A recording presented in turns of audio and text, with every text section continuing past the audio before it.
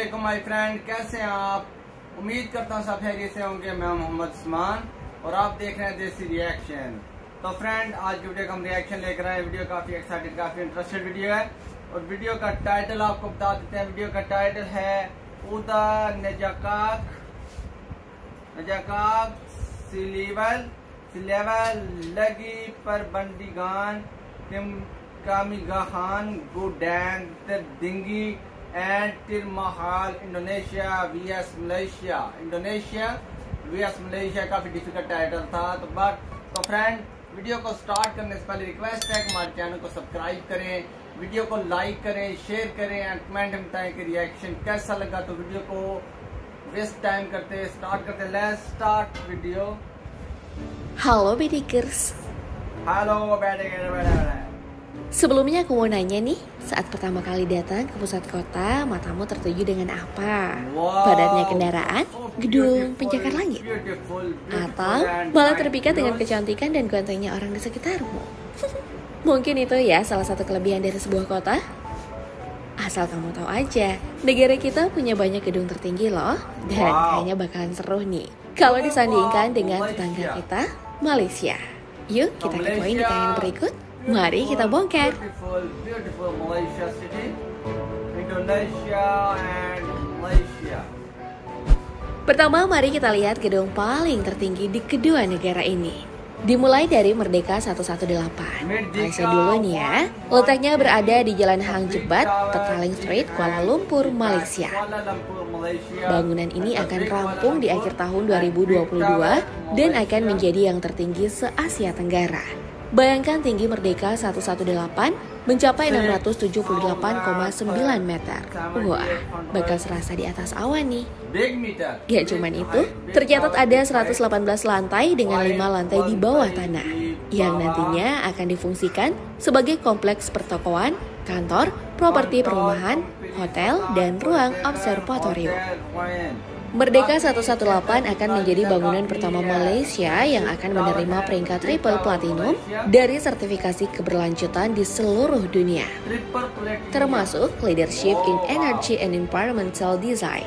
Di malam hari terdapat strip lampu LED dengan daya penerangan sepanjang 8,4 km secara bertahap dan akan berpindah dari satu sudut ke sudut lainnya. Kebayang gak tuh terangnya? Dari luar Merdeka 118 dilapisi dengan dinding kaca campuran fasad yang berbentuk berlian. Jika dilihat jauh ataupun dekat, mulai dari bawah hingga ke atas, bangunan ini sangat megah dengan kaca berwarna biru gelap yang mengkilap indah di bawah naungan terik matahari. Tak hanya itu, di ujung Merdeka 118 terdapat puncak antena yang tingginya mencapai 160 meter. Proyek pembangunan ini didanai sepenuhnya oleh pihak permodalan National Berhad dan konstruksinya dimulai pada tahun 2014. Kira-kira berapa ya total biaya yang dihabiskan? Tapi jangan shock dulu Bedikers. Hingga saat ini Merdeka 118 telah memakan anggaran sebesar 5 miliar ringgit Malaysia. Jika dihitung ke rupiah berarti 17,1 triliun rupiah. Wah, udah pernah ngeliat langsung Bedikers uang sebanyak itu?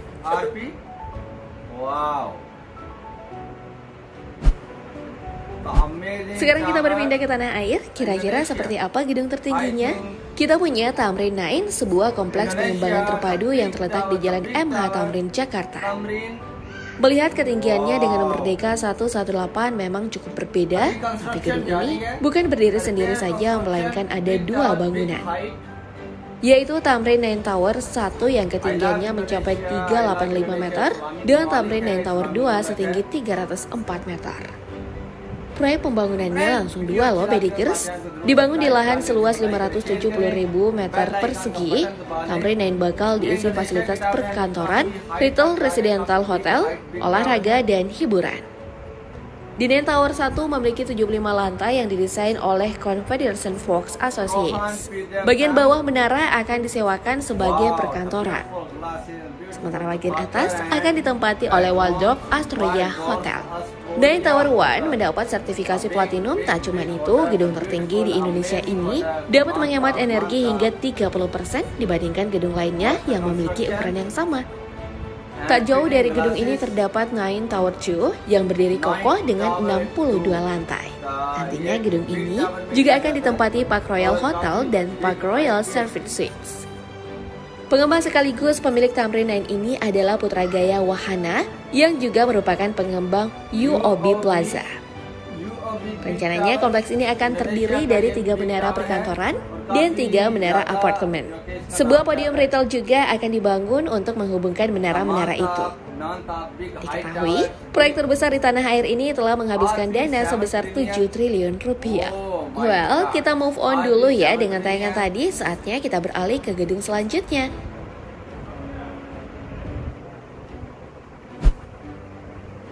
Gedung yang satu ini menjadi paling terpopuler di negeri jiran. Bahkan kalau kita searching nih ya, kata Malaysia, maka yang akan muncul adalah Menara Kembar Petronas ini. Ia juga pernah menjadi gedung tertinggi di dunia pada tahun 1998 hingga 2004, setinggi 451,9 meter. Gedung dengan 88 lantai ini sebagian besar dibangun dengan beton eksterior baja dan kacanya bertema kesenian Islam untuk mencerminkan agama di Malaysia.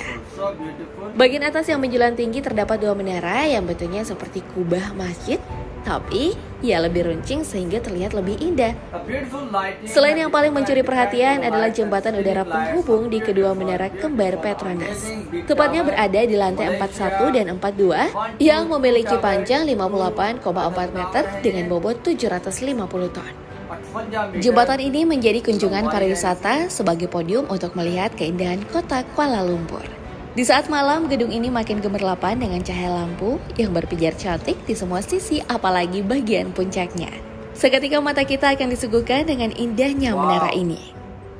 Menara kembar Petronas ditempati ruangan perkantoran, perbelanjaan, hotel, dan tempat wisata untuk rakyat kerajaan Malaysia maupun turis asing dari berbagai mancanegara.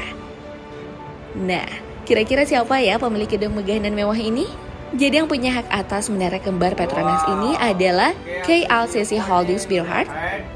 Untuk biaya pembangunannya, gedung tertinggi ini mencapai 1,6 miliar US dollar atau setara 14,3 triliun rupiah. Buset, gede juga ya anggarannya.